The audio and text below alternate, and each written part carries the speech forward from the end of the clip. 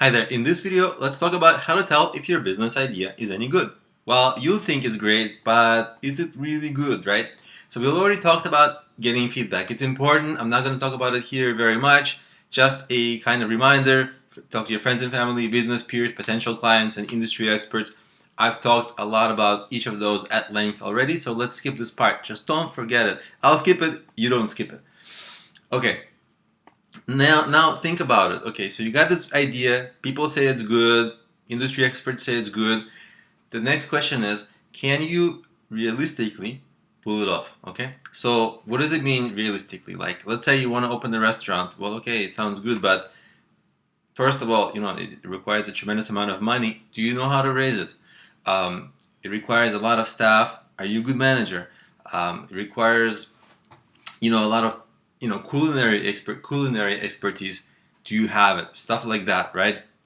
If you want to build a mobile app, well, are you a developer or do you need to hire a developer? Because that's going to make a significant difference in the cost, right? If you need to hire a developer, then that's tens of thousands of dollars potentially, or an agency to develop your app. So the business becomes very different depending on what you bring to it, and can you realistically pull it off? I mean, of course you can borrow money from your friends or family and hire a developer, but is this really a good way to go here? So you want to really be realistic, because I know you have dreams, but a lot of people, they have the next great app idea and they want to build it and they have these dreams and they're so excited, but I think we have to come down to earth a little bit and see where can we bring our advantage from our own experiences, knowledge, skills, to what ideas and what ideas we don't really benefit. I mean, this isn't a decider in itself, but certainly it's something to really consider.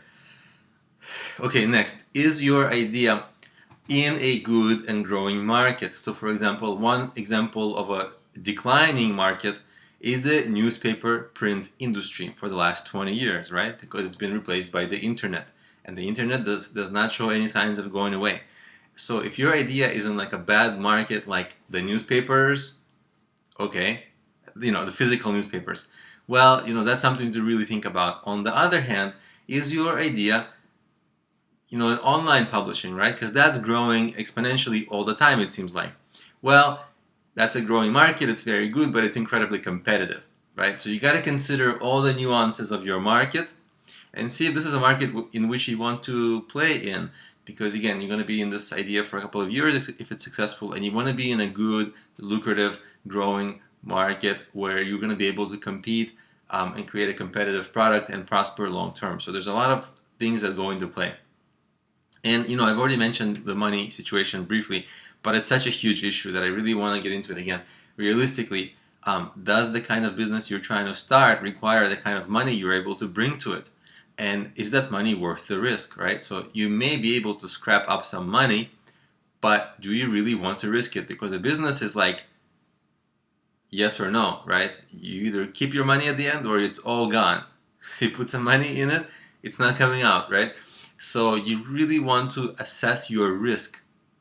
Really be careful about your risk, because again, when you're excited about your idea, it seems like it's going to work. But statistically, few businesses really work out. And for that reason, you really want to be careful about the money that you're risking. Don't risk like your house. Don't risk your family, your children's college tuition, of course, right?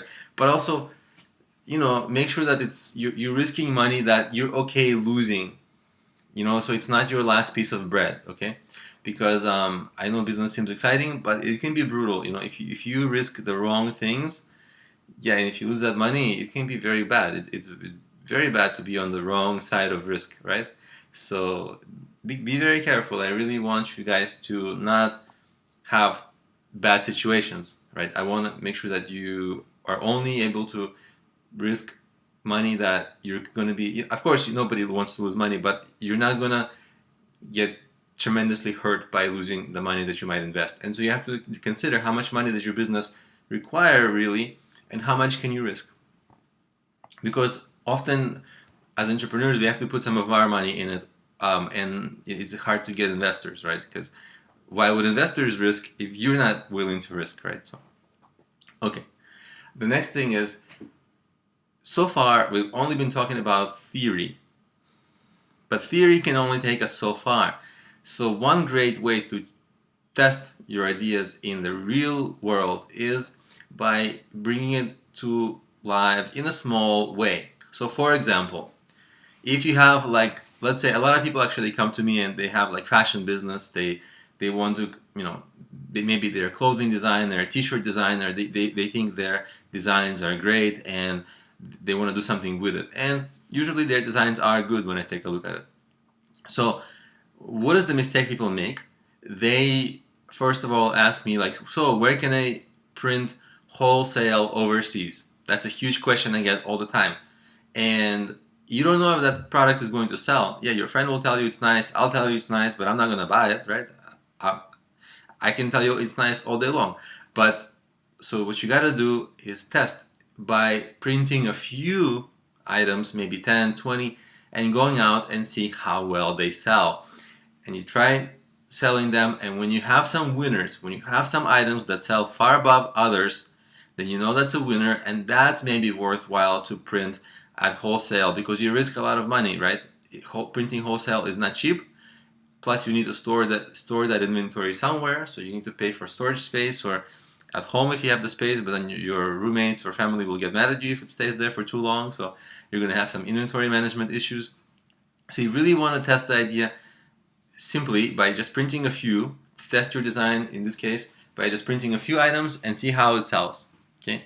Same thing with a basic website. If you're planning some kind of like grandiose idea and the next Facebook, okay, that's expensive to build and it's going to take a lot of time. What about just putting up a simple WordPress site? And I know it's not the same thing at all, but if it's even remotely close, if you can kind of mimic some of the things, you can see how at least it is easy or difficult to get traffic, how people respond, things like that. So it won't be the idea you're planning, but it will get you one step closer to the thing that you're planning, and it will be a more realistic test. So those are some of the ways to see if the ideas are good, additional ways, because I've already talked about getting feedback. These are some other additional ways to tell if your business idea is good. So make sure you really test your idea thoroughly. Talk to people.